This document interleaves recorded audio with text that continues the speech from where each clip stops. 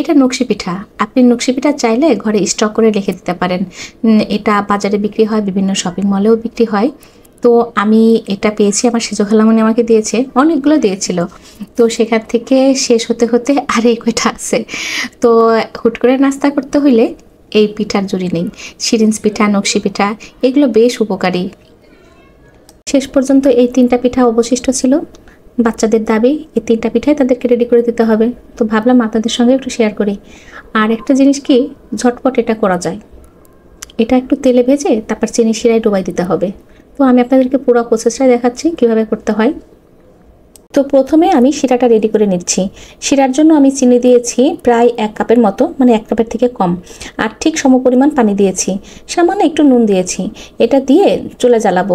বেশি পানি দেওয়ার দরকার নেই, বেশি বলতে কি 1 কাপ কিংবা 1.5 কাপ দেওয়ার দরকার নেই। যেহেতু নাস্তা রেডি করার জন্য খুব একটা বেশি সময় আমাদের হাতে নেই, তাই এটাকে আমি ইন্ডাকশনে বসিয়ে দিয়েছি যেন এটা এই ফাঁকে রেডি হয়ে যায়। আর এদিকে আমি গ্যাসের চুলাতে দিয়েছি পিঠা ভাজার জন্য কড়াই তেল গরম হলেই আমি একটা করে পিঠা ছেড়ে দিয়েছি।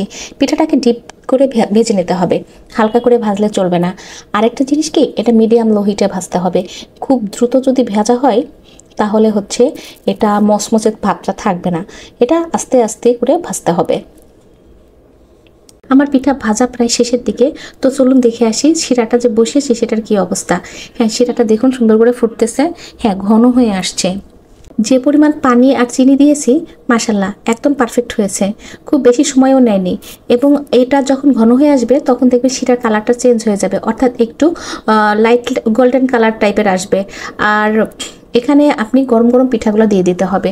গরম গরম দিলে কি হবে, পিঠার ভিতরে চিনি শিরাটা সোক করবে। ভিতরেরটা তো রস যেতেই হবে, গরম গরম না দিলে ভিতরে ঢুকবে না। আর উপরে দেখবেন এক ধরনের ক্রিস্পি ভাব থাকবে, শক্ত হয়ে থাকবে পিঠাটা। আর উপরে শিরাটা চিটচিটে মানে আঠালো একটা ভাব থাকবে। এই পিঠাটার কিন্তু শিরাটা অনেক গুরুত্বপূর্ণ ভূমিকা পালন করে, কারণ যদি শিরাটা বেশি ঘন হয়ে যায় তাহলে কিন্তু ভিতরে ঢুকতে চাইবে না। অতএব হাত দিয়ে আপনারা দেখবেন যদি আঠালো আঠালো ভাব আসে এবং ওই যে লাইট গোল্ডেন কালারটা আসে তাহলে বন্ধ করে দিবেন। তারপরে পিঠা ভাজবেন আর গরম গরম ভিতরে দিয়ে দিবেন, তাহলেই দেখবেন আপনি পারফেক্ট রেজাল্ট পাবেন। হ্যাঁ, আপনার হাতে যদি সময় না থাকে তাহলে শিরার ভিতরে দিয়ে এই 3 থেকে 5 মিনিটের মতো রাখবেন, তারপরে দেখবেন ভিতরে ঢুকে যাবে, মানে খাওয়ার উপযুক্ত হবে। আর হ্যাঁ, হাতে যদি সময় থাকে তাহলে 10 থেকে 15 মিনিট রেখে দেবেন, তাহলে একদম পারফেক্ট রেজাল্ট পাবেন। মাশাল্লাহ, আমার পিঠা একদম রেডি, খাওয়ার উপযুক্ত। তো দেখুন কি সুন্দর লাগছে দেখতে, কালারটা কি সুন্দর আসছে। পিঠার ভাজাটা সুন্দর হয়েছে আর শিরাটা করাটা সুন্দর হয়েছে, এই জন্য খুব দ্রুত ভিতরে ঢুকে গেছে এবং পিঠাটা খুবই সুন্দর মচমচেও আছে। আমি তো এই পিঠার প্রেমে পড়ে গেছি, শুধু আমি না, বাচ্চারা সহ। আর একটা মজার ব্যাপার কি, এই পিঠাটা ঘরে রেখে দিলে বিপদের সঙ্গী হয়ে যায়, মানে অসময়ে খুব কাজে লাগে। আজ এই পর্যন্তই, আল্লাহ হাফেজ।